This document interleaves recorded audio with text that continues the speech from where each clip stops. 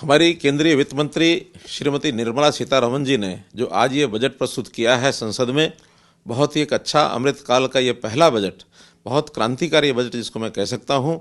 और ये जो बजट है ये हर वर्ग के लिए, समाज के हर व्यवसाय करने वाले व्यक्तियों के लिए एक प्रकार का ये राहत देने वाला बजट है। विशेष तौर पर मध्य आय वर्ग के जो लोग हैं उनको एक आयकर के नाते से, आयकरदाता के नाते से बड़ी राहत दी गई है। स्लैब सिस्टम जो बनाया गया है, चाहे वो 3 लाख से 6 लाख तक, 6 लाख से 9 लाख तक, 9 से 12 लाख तक, अलग अलग से जो एक स्लैब सिस्टम बनाया है, ये राहत देने वाला है। फिर ये चाहे युवा वर्ग हो, महिला हो, चाहे हमारे वरिष्ठ नागरिक हैं, उन सब के लिए राहत देने वाला है। व्यवसाय के नाते, चाहे वो किसान है, मजदूर है, वो हमारा चाहे व्यापारी है, चाहे हमारा नया उद्यमी है, वेतनभोगी है, इन सब के लिए राहत जो दे रहा है। और इसमें समाज के जो खास करके निम्न वर्ग के लिए जो राहत की बातें की गई हैं, उनके लिए प्रधानमंत्री ने जो आवास योजना में भी अपना 66% का और योगदान करने की बात कही है। बहुत ऐसे पग उठाए गए हैं, मैं बहुत ही इसकी सराहना करता हूं।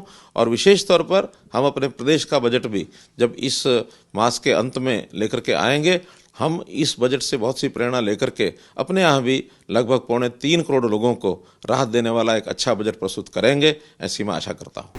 विशा, बजट जो है वो पेश हुआ है, कैसा मानते हैं बजट को, क्या कुछ है? बहुत बेहतरीन बजट पेश किया है और बहुत इसके मायने हैं, लेकिन जो टैक्स में रिलीफ दी है उसका बहुत बड़ा फायदा होगा। टैक्स में रिलीफ का मतलब है कि ज़्यादा खरीदारी होगी, ज़्यादा खरीदारी होगी, ज़्यादा डिमांड बढ़ेगी, ज़्यादा डिमांड बढ़ेगी, ज़्यादा कारखाने लगेंगे, ज़्यादा कारखाने लगेंगे, लोगों को रोज़गार मिलेगा, लोगों को रोज़गार मिलेगा और खरीदारी होगी, और खरीदारी होगी, टैक्स आएगा, जीएसटी आएगा, जीएसटी आएगा, उससे इंफ्रास्ट्रक्चर बढ़ेगा, सड़कें बनेंगी, सड़कें बनेंगी, फिर रोजगार मिलेगा, फिर खरीदारी बढ़ेगी। यानी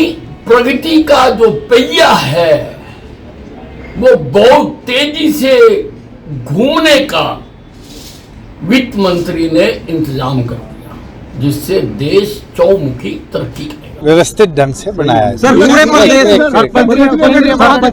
मैं केंद्र सरकार का आभार प्रकट करता हूं कि उनने कमेरे वर्ग को जो इनकम टैक्स का लेवल 5 लाख से 7 लाख किया है नो टैक्स स्लैब में, उसमें माध्यमिक वर्ग को बहुत बड़ी राहत मिलेगी।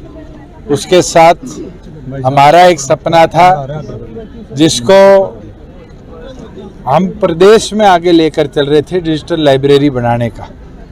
आज केंद्र बजट में ये अनाउंसमेंट हुई है कि देश के तमाम गांवों में अब डिजिटल लाइब्रेरी बनाई जाएगी।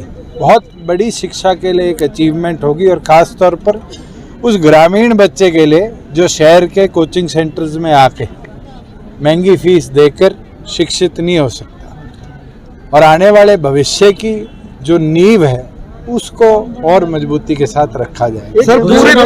एक सेकेंड, एमएसएमई के अंदर जो आज 3 करोड़ तक का स्लैब बनाया है, मैं मानता हूं जो हमारी माइक्रो इंडस्ट्री है, छोटे उत्पाद है और स्मॉल इंडस्ट्री है, उसको एक बहुत बड़ी राहत है।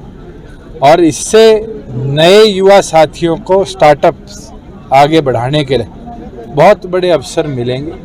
उसके साथ साथ महिलाओं के लिए जो आज स्लैब्स बढ़ाए गए, महिला सशक्तिकरण में, चाहे वो इंडस्ट्रियल हो, चाहे वो लोन के स्लैब्स हो, बहुत बड़ा कदम है। एक और बड़ी चीज आज करी है, वो है प्रधानमंत्री आवास योजना। पिछले लंबे समय से बहुत से गरीब व्यक्ति रजिस्टर कर बैठे थे जिनको मकान नहीं मिल रहे थे, मगर आज इस बजट अनाउंसमेंट के अंदर 76,000 करोड़ रुपया गरीब आदमी के आवास के लिए प्रधानमंत्री आवास योजना में आवंटित करना मुझे लगता है एक ऐतिहासिक कदम रहेगा। और हर उस गरीब व्यक्ति को जो आज मकान की तलाश में है, उसको अगले 1 साल में सरकार वो सुविधा पूरी तौर पर दे पाएगी कि उसका खुद का आशियाना हो। साथ में एक और ऐतिहासिक चीज़ करी है, वो ग्रामीण विकास को कैसे डिजिटलाइजेशन के साथ जोड़ा जाए, 5G नेटवर्किंग को कैसे बेहतर बनाया जाए, उसके लिए 100 रिसर्च लैब्स का, और ग्रीन एनर्जी और सोलर एनर्जी के ऊपर कैसे क्लीन एंड ग्रीन एनर्जी की ओर काम किया जाए, उसके ऊपर निर्णय।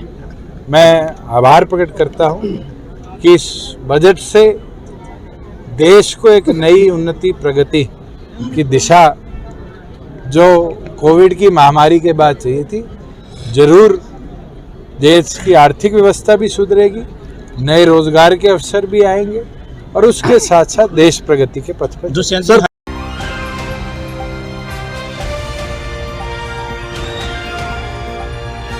दिल्ली, हरियाणा, उत्तर प्रदेश, राजस्थान की हर खबर के साथ देखते रहिए न्यू इंडिया न्यूज़ नेटवर्क।